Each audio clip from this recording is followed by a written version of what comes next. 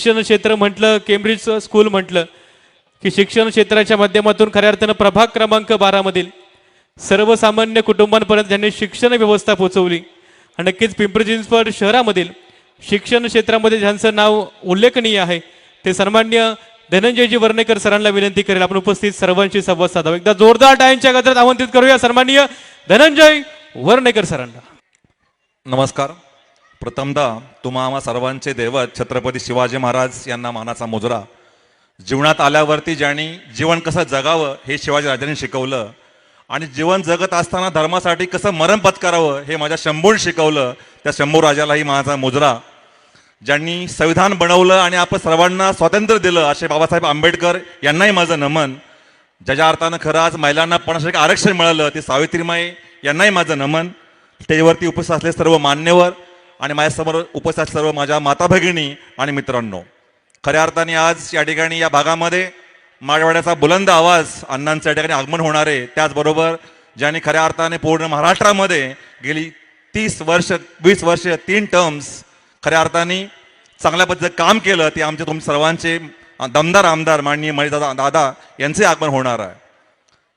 आपण सर्वजण या ठिकाणी आज ज्याकरता उपस्थित राहिलो आहोत, येणाऱ्या 15 तारखेला शहरातली महानगरपालिकेची निवडणूक आहे आणि या निवडणुकीला आपण सामोरं जात असताना खऱ्या अर्थाने या ठिकाणी अनेक आज माता भगिनी उपस्थित आहेत, पुरुष उपस्थित आहेत। या ठिकाणी सर्वांना माझी विनंती आहे, आपण जर खरं पाहिलं तर या रुपिनरमध्ये पूर्ण भारतातून वेगवेगळ्या भागातून अनेक लोक येत राहतात आणि या माझ्या भागामध्ये अनेक गोरगरीब लोक आहेत।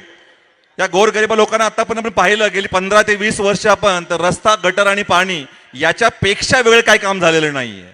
ज्यावेळी निवडणूक येते त्या निवडणुकीमध्ये आम्ही रस्ता करू, गटर करू, पाणी याच्या पलीकडे कुठलाही माणूस विचार करत नाहीये। आपण जर विचार केला गेला, आज या ठिकाणी माझ्या माता भगिनी आहेत, त्या माता भगिनींना फार मोठा पाण्याचा पण सोडवत आहे, परंतु दादाच्या माध्यमातून मागच्या वर्षी भीमा ऑक्साईडचं पाण्याची योजना झाली आणि फार लवकर 11 रुपयामध्ये पाणी सोय होऊ शकेल। परंतु आम्ही 4 उमेदवार भाजपमध्ये जे दिलेले आहेत, या 4 उमेदवार नक्की करणार काय आहे, त्यांचं नक्की विजन काय आहे, मी तुम्हा सर्वांना या ठिकाणी आज आश्वासन देतो की रस्ता गटर पाणी याच्या पलीकडे तुमच्या घरामध्ये आनंद येण्याकरता ज्या ज्या गोष्टीची गरज आहे त्याकरता आम्ही लोक प्रयत्न करणार आहोत। याच्यामध्ये शिक्षण हा भाग आहे। मी सांगतो ठिकाणी की एखाद्या घराची जर खरंच प्रगती हवी असेल तर त्या घरातला तरुण शिकला पाहिजे, त्या तरुणाला चांगला रोजगार भेटला पाहिजे, तरच ती घर सुधरू शकतं आणि जर एखादं घर सुधारलं तर राज्य सुधरेल, देश सुधरेल। त्यामुळे आम्ही लोक शिक्षणामध्ये काम करत आहोत। त्याचबरोबर अनेक मुलांनी शिक्षण घेतलं असतं पण रोजगार नसतो। आपल्या जवळपास IT पार्क हिंजवडीमध्ये आहे, तवडेगावमध्ये आहे, परंतु इकडे बघितलं आपण तर आज तरुणांच्या मध्ये फार मोठे बेरोजगार प्रमाण आहे आणि एखाद्या घरामध्ये एखादा तरुण जर वेगळ्या मार्गाने गेला तर पूर्णपणे ते घर बरबाद होतं। तर प्रामुख्याने आमच्या पॅनलमध्ये आम्ही लोक मुलांच्या तरुणांच्या रोजगारावरती काम करणार आहोत। त्याचबरोबर आज या भागामध्ये आपण संख्या वाढत चाललेली आहे। लोकसंख्या वाढत असताना या ठिकाणी ज्या माझ्या महिला भगिनी आहेत, मुली आहेत, यांची सेफ्टी सुरक्षितता फार महत्वाची आहे, यावर आम्ही काम करणार आहोत। त्याचबरोबर आपल्या भागामध्ये सामान्य लोक आपण खूप आहोत, घरामध्ये आपल्या नवऱ्याचा रोजगार आपल्याला मिळत नाही, तर या ठिकाणी महिलांना रोजगार कसा मिळेल याच्यावरती आम्ही काम करणार आहोत। तर प्रामुख्याने आमची 4 सूत्री आहे, मुलांचं शिक्षण कसं होईल, त्या ठिकाणी तरुणांना रोजगार कसा मिळेल, महिलांना रोजगार कसा मिळेल आणि महिलांची सुरक्षितता, या 4 गोष्टीवरती आम्ही काम करू। कारण आमच्या पाठीमागे या ठिकाणी दादा आहेत, राज्यामध्ये फडणवीस साहेब आहेत आणि केंद्रामध्ये मोदी आहेत।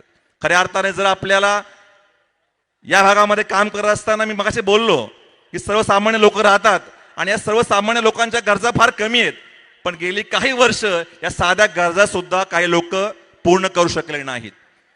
मी तुम्हाला सर्वांना हात जोडून विनंती करतो, कोण काय सांगेल कोण काय म्हणेल, परंतु येणाऱ्या 15 तारखेला थोडं डोकं शांत ठेवा आणि 15 तारखेला जर तुम्ही खऱ्या अर्थाने थोडा विचार केला, साथ दिली, तर येणाऱ्या पुढील 5 वर्षामध्ये या रुपीनगरचा कायापालट झाल्याशिवाय राहणार नाही, हे तुम्हाला मी सांगतो। त्या ठिकाणी आपल्या जवळ प्राधिकरण आहे, यमुननगर आहे, जर आपण विचार करायला गेला प्राधिकरण यमुनमध्ये अनेक गोष्टी मिळतात, मात्र या माझ्या भागामध्ये या महिलांना किंवा पुरुषांना या गोष्टी दूर मिळाल्या नाहीत। आपण सेम टॅक्स भरतो पण मिळत नाही ठिकाणी।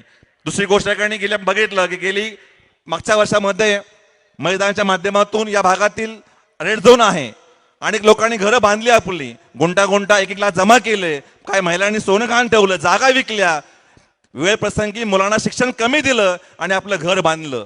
आणि मग या घराला शास्त्री कर लागला गेला. मग हा शास्त्री कर ₹1,00,000 होता. हा शास्त्री कर पूर्णपणे माफ करण्याचं काम कोणी केलं असेल तर दादाने केलं असेल.